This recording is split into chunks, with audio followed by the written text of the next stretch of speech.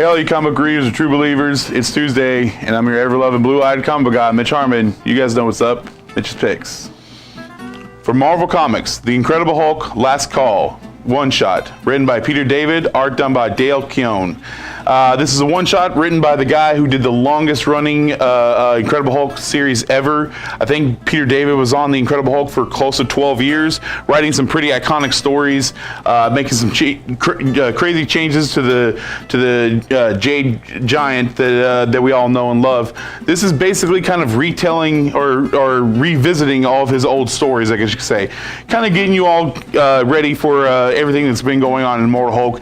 Gives you a nice condensed history of his past and whatnot, and potentially setting things up for something that may be happening in the Immortal Hulk. This is just a one-shot, but like I said, it's been written by Peter David, the guy who created Spider-Man 2099, and like I said, did one of the longest runs on the Incredible Hulk ever. If you guys are interested in the Incredible Hulk and just try to figure out more about his history, I suggest picking this up. Or if you just like a good story, I definitely recommend you guys check it out. From Image Comics, Thumbs, #1, written by Sean Lewis, art done by Hayden Sherman. This is a new miniseries coming out of Image Comics. Charlie Fellows, also known as Thumbs, is a video game savant, I guess you could say.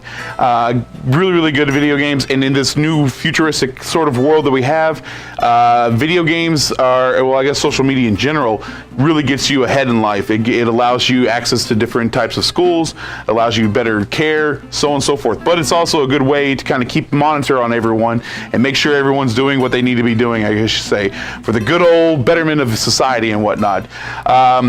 But this one guy who's created these new types of drones or whatever, more part of this social media thing, he is kind of almost, it seems to be at least, getting the youth to be a part of his resistance against this U.S. government that is using this tech to try to take people down or spy on people, all this other stuff. It's a little bit like Ender's Game meets Blade Runner, I guess you could say. It is only going to be a 5-part miniseries. This is the same crew that did The Few. I don't know if you guys remember that story from back in the day. It was only like a couple years ago, actually. But really cool art, nice and gritty, and also a interesting concept on modern day social media and whatnot, if you will. Like I said, really cool story so far for the #1. It's only going to be 5 issues. So if you guys are looking for a quick read, I highly recommend this. Check it out. For Marvel Comics, Black Cat, #1, written by Jed MacKay, art done by Travel Foreman. This is a new ongoing series, her first ongoing series, featuring Black Cat, aka Felicia Hardy. This is kind of pulling out of the Amazing Spider-Man story. Felicia has just ripped off the underground crime syndicate. The head leader, Odessa Drake, I believe is her name, is not very happy with Felicia. They were kind of partners, but not anymore. But Felicia is still up to her old ways, even getting a new crew together to try to rob things and whatnot. This is, like I said, this is going to be an ongoing story featuring, centering around Felicia Hardy, and at least so far, her 2 goons that she has in this book. But it's also going to be diving into the past a little bit too, talking about her father and even the guy who actually helped train her and her father to be master thieves and whatnot. As far as I can tell, this is the ongoing series for it.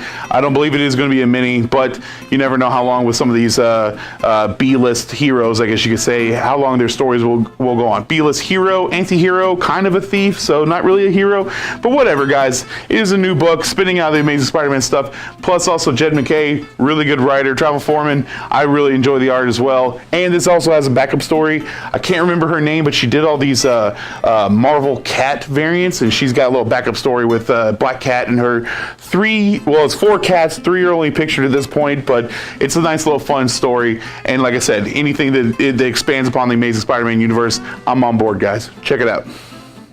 From DC Comics, Justice League, #25, written by Scott Snyder, art done by Jorge Jimenez. This is the conclusion to the 6th dimension story arc that's been going on in the Justice League for the past 5 or 6 issues.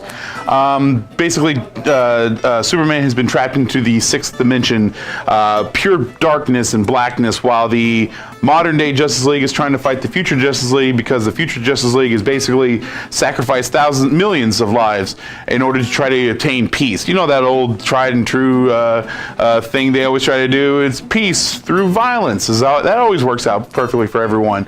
Also, the World Forger, which has been a main character in the past few issues, he is pretty adamant that if Batman cannot get this thing done, which if you guys have not been following, Batman is starting to see the World Forger's views on maybe taking out everyone so that way peace can be established.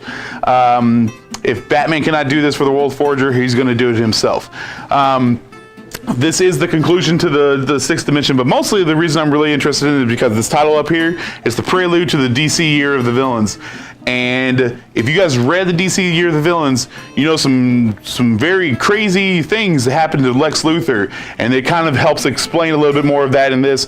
Also gives you an insight as to what's been going on in the whole world while the Justice League has been absent, fighting in the whole sixth dimension and stuff and whatnot. But if you guys are interested in the whole DC Year of the Villains and whatnot, this is definitely the starting point for you guys. You probably don't really need to get the rest of the Justice Leagues. Maybe if you want to understand what's going on with the sixth dimension, get the from issue 20 to this. But as far as the DC Year of the Villains, I know I've said that like 3 times so far, but I'm really excited for that because it's always cool to see the bad guys trying to act like good guys. I know a lot of people may not agree with me talking about Civil War, but it's still a really good storyline, and anything Scott Snyder touches, guys, it's usually gold. So I highly recommend this one, and also Jorge Jimenez, really cool art, tie into stuff that Scott Snyder had been doing, and Jeff Johns for that matter, have been working on for quite some time. But yeah, good read, guys. I highly recommend it. Check it out. From Oni Press, Gorillas, Volume 1, written and drawn by Bram Revel. This is a very interesting story. The story revolves around John Francis Clayton. He's kind of new to the whole Vietnam War, and if it's not the Viet Cong trying to ambush him that's taking him down, it's his platoon who just has no faith in him whatsoever because he's brand new over there and they've seen some stuff. Well, that is until Clayton's entire platoon happens to be ambushed, and now he has to wait for reinforcements. Little does he know these reinforcements are chimps. Cigar smoking, gun toting, military trained chimpanzees. They have to basically kind of team up. Well, I guess not really team up. They just kind of take Clayton in as his to try to get him out of this war zone in Vietnam and whatnot. There's 3 volumes to this entire thing, and there's also an omnibus that's out. It's all black and white, but so is The Walking Dead, guys. It's a really cool story. I really enjoy the whole concept of I guess scientists using genetically modified chimpanzees to fight a war. It just sounds crazy, but it's a really good read, guys. And like I said, the guy who does this, he's done some other stuff as well, but this is probably the thing that he's most known for, I should say. Plus, it's got an introduction by Jackson Public, which that guy he's created one of the creators of Venture Brothers, and he's got a lot of nice things to say about this. So I highly recommend you check that out. That's all my picks for this week, everyone. Don't forget, June 14th. It is on a Friday. We will be doing another movie night here tonight. We will be having drinks available always. Maybe popcorn. We're not gonna make any promises on that, but it is gonna be a lot of fun. It is the Batman Ninja Turtles movie, I believe. So if you guys haven't had a chance to watch that, it is free to come in and watch. We ask everyone try to get here a little bit before 9:30, but I mean, you guys can get here at 9. We just close up and got to close the store down and all that stuff. But 9:30 is kind of the cutoff point because after that we're all gonna be in the back, and it's kind of hard to keep an eye on the door up here and everything. But come on by, and like I said, it is gonna be free, guys. So definitely come by and check it out. That's all my picks for this week, everyone. Keep reading your comics, true believers. See you guys next week.